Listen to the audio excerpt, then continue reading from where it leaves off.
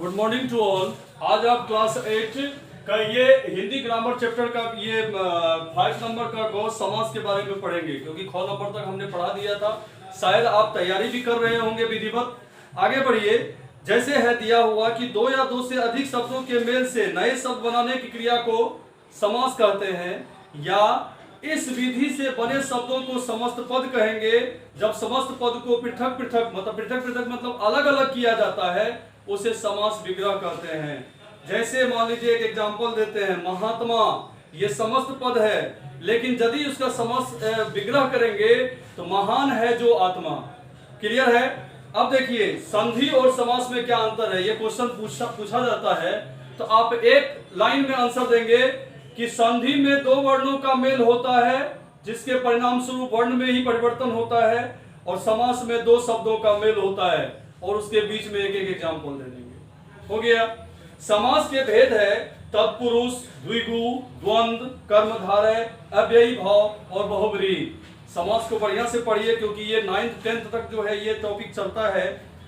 तो इसमें जो आपका तत्पुरुष समास में आ जाएगा, कारक के जितने भी भेद है उसका खंडन किया गया है। जैसे तत्पुरुष समास है, जिस समासिक शब्द का उत्तर पद प्रधान होता है उसे तत्पुरुष समास कहते हैं। इसका एक पॉइंट है कि इस समास में विग्रह करते समय कर्ता और संबोधन को छोड़कर अन्य किसी भी कारक का चिन्ह आ जाता है। जैसे कर्म तत्पुरुष में जहां कर्म कारक की विभक्ति का को का लोप हो जाता है, जैसे ग्राम को गत, ग्रामगत। उसी तरह से कर्म केवल चिन्ह को देखेंगे तो आपको समझ में आ जाएगा। द्विगु समास है जहां पहला पद संख्यावाची विशेषण हो, जहां पहला पद क्या हो, संख्यावाची विशेषण हो और समूह का बोध होता है, वहां द्विगु समास कहते हैं। जैसे हम लोग बोलते हैं 100 वर्षों का समूह, अर्थात शताब्दी, संख्यावाची है 100। द्वंद्व समास जहां दोनों पद प्रधान होते हैं तथा समस्त पद बनाते समय पदों के बीच आने वाले और अथवा जैसे योजकों का लोप हो, वहां द्वंद्व समास होता है। ठीक है?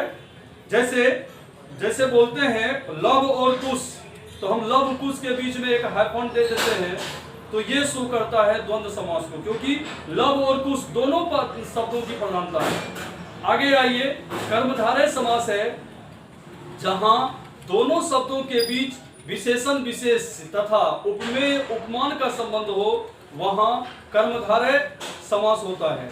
विशेषण विशेष में देख लीजिए महादेव, अब इसका विग्रह करेंगे महान है जो देव, यहाँ विशेषण विशेष का जो है वो संबंध है, तो वो कर्मधारय हो जाएगा। अव्ययी भाव, जिस समस्त पद का पहला पद अव्यय हो तथा वही प्रधान भी हो, उसकी प्रधानता हो, उसे अव्ययी भाव कहेंगे। इस समास से बने शब्द भी अव्यय के रूप में प्रयोग होते हैं। जैसे हम लोग बोलते हैं यथाशक्ति, मतलब शक्ति के अनुसार, जितनी शक्ति हमारे पास है। आजीवन, जीवन भर, प्रतिदिन, हर दिन, प्रत्येक दिन।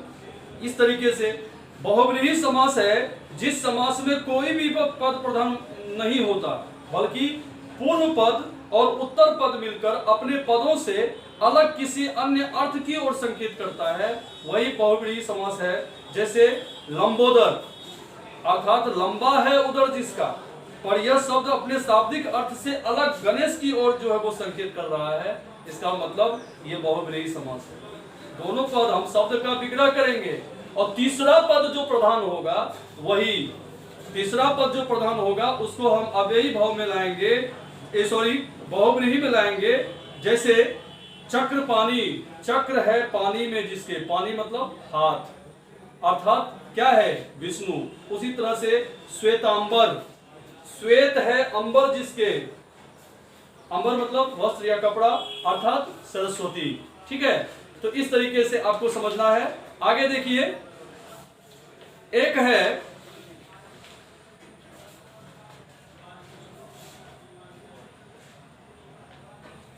अब है, जैसे एक चीज आपको ध्यान देना होगा, जहां दोनों पद किसी प्राणी विशेष या व्यक्ति विशेष की ओर संकेत करता है, भले ही उनका पहला पद संख्यावाची क्यों ना हो, लेकिन वहां बहुब्रीहि समास ही होगा, जैसा कि ऊपर में दिया गया है। जैसे त्रिनेत्र, अब आप कहिएगा कि सर 3 जो है वो संख्यावाची है, संख्यावाची को शो करता है, नहीं, उसका विग्रह करने के बाद यदि वो तीसरा पद की ओर संकेत करता हो, यानी उसका कोई अर्थ निकलता हो, तो ये बहुव्रीहि समास में ही आएगा। समझ में आ गया? अब एक क्वेश्चन है, कर्मधारय और बहुव्रीहि समास में क्या अंतर है? देखिए, आप एक लाइन में लिखेंगे, कर्मधारय समास में दूसरा पद प्रधान होता है, विशेष्य होता है, और पहला पद क्या होता है? विशेषण होता है। लेकिन बहुव्रीहि समास में दोनों पद मिलकर तीसरे पद की ओर संकेत करता है, अर्थात तीसरे पद की प्रधानता देता है, उसे बहुव्रीहि समास कहेंगे। आप एक एक एग्जांपल दे देंगे, कर्मधारय का दे देंगे, पीतांबर, पीला है जो अंबर, पीतांबर हो गया। बहुव्रीहि समास में दे देंगे, पीला है अंबर जिसका, अर्थात श्री कृष्ण। समझ में आ गया? तो आज आप इसका